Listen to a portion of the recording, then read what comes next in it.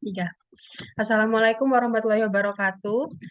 Kami akan membahas bab 5 mengenai Pancasila sebagai pandangan hidup dan karakter bangsa.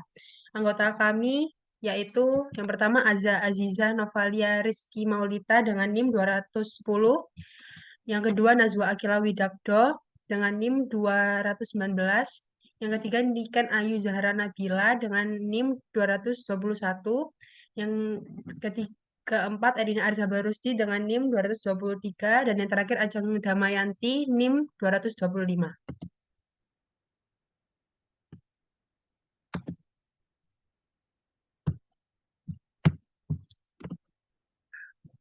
Pendahuluan. Pandangan hidup yang dalam bahasa asing disebut dengan way of life adalah suatu pedoman dalam hidup.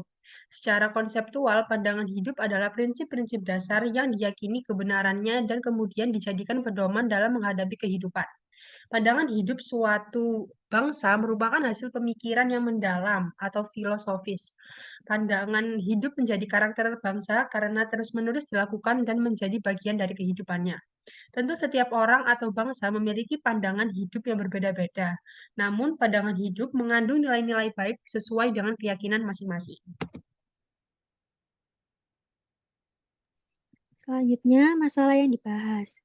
Yang pertama, pengertian pandangan. Yang kedua, manusia sebagai makhluk individu dan sosial. Yang ketiga, nilai-nilai Pancasila sebagai sumber karakter. Yang terakhir, pembangunan karakter bangsa.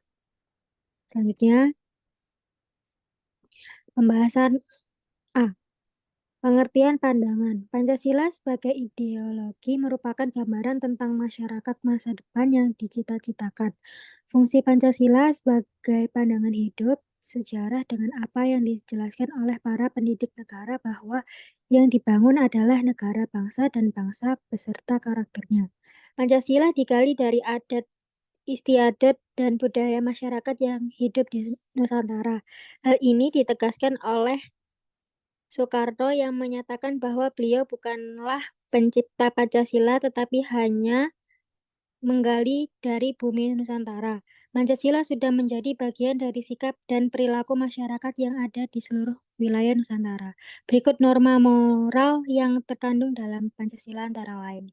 Yang pertama, norma moral sila pertama.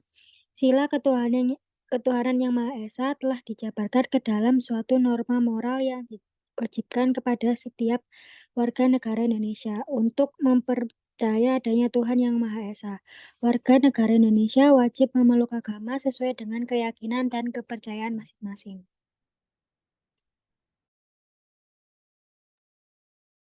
Kedua, norma moral sila kedua. Sila kemanusiaan yang adil dan beradab dijabarkan ke dalam norma moral yang mewajibkan setiap warga negara untuk menjunjung tinggi nilai-nilai kemanusiaan tanpa melihat perbedaan suku. Manusia sebagai makhluk sosial, manusia tidak bisa hidup sendiri tetapi akan selalu membutuhkan orang lain tanpa harus melihat perbedaan. Ketiga, norma moral sila ketiga. Sila ketiga Pancasila berbunyi Persatuan Indonesia. Hal ini menyiratkan keinginan yang kuat dari para pendiri negara bahwa negara harus didasarkan atas kehendak untuk bersatu dari seluruh elemen bangsa. Pengalaman sejarah telah membuktikan bahwa perjuangan melawan penjajah yang dilakukan sendiri-sendiri oleh suku dan daerah tidak bisa membawa hasil.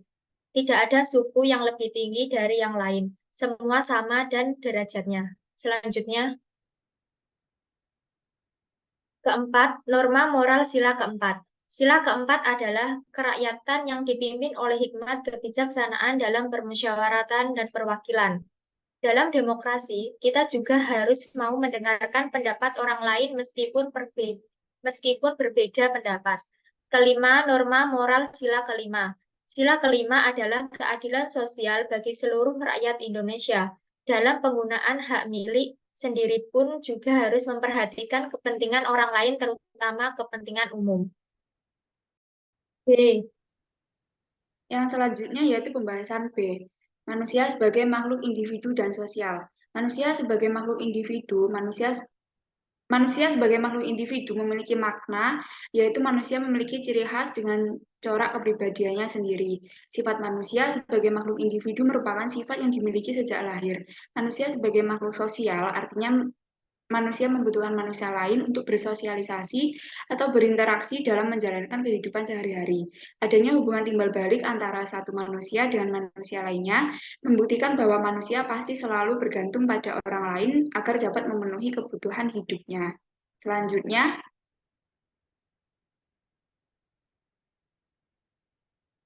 Selanjutnya yaitu pembahasan C, nilai-nilai Pancasila sebagai sumber karakter. Pancasila merupakan seperangkat nilai yang mencakup ketuhanan, kemanusiaan, persatuan, demokrasi, dan keadilan. Nilai-nilai tersebut dianggap sebagai landasan bangsa Indonesia dan tercermin dalam ideologi dan cara hidup negara. Penerapan nilai-nilai Pancasila dalam sumber karakter merupakan sarana untuk membangun generasi warga negara yang cerdas dan berbudi luhur yang dapat berpartisipasi dalam upaya pencegahan berbagai aksi kekerasan secara cerdas dan damai. Berikut beberapa nilai yang dapat diambil dari Pancasila untuk memperkuat sumber karakter. Yang pertama yaitu rasa malu dan kasih sayang terhadap sesama sebagai manifestasi sila kemanusiaan yang adil dan beradab menjadi bagian dari harga diri yang terus dijaga dan dipelihara. Yang kedua yaitu kegotong royongan sebagai esensi sila ketiga telah menjadi budaya masyarakat. Nenek moyang kita bisa hidup berdampingan dengan damai tanpa membedakan suku, agama, maupun golongan. Mereka saling menghormati, menghargai, dan menempatkan perbedaan dalam kesetaraan. Baik, selanjutnya yaitu pembahasan D, pembangunan karakter bangsa. Pembangunan karakter bangsa adalah proses pembentukan karakter individu bangsa yang berproses secara terus-menerus dan kemudian mengelompokkan menjadi karakter bangsa yang merupakan sinergi dari karakter individu bangsa. Karakter bangsa Indonesia adalah nilai-nilai kehidupan nyata bangsa Indonesia yang merupakan peralihan dan pengamalan Pancasila. Pembangunan karakter bangsa dapat dilakukan dengan membentuk kebiasaan baik dan dipengaruhi oleh lingkungan keluarga, sekolah, masyarakat, serta lingkungan yang lebih luas yaitu bangsa dan negara. Nilai-nilai yang membentuk karakter bangsa antara lain yaitu religius, jujur, toleransi, disiplin, kerja keras, demokratis, cinta tanah air, peduli sosial, dan bertanggung jawab. Next.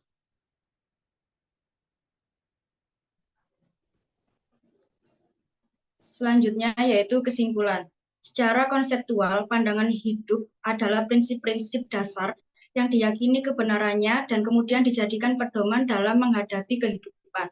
Fungsi Pancasila sebagai pandangan hidup dan sejarah dengan apa yang dijelaskan oleh para pendidik negara bahwa yang dibangun adalah negara bangsa dan bangsa beserta karakternya. Karakter bangsa Indonesia adalah nilai-nilai kehidupan nyata bangsa Indonesia yang merupakan pelestarian dan pengamalan Pancasila.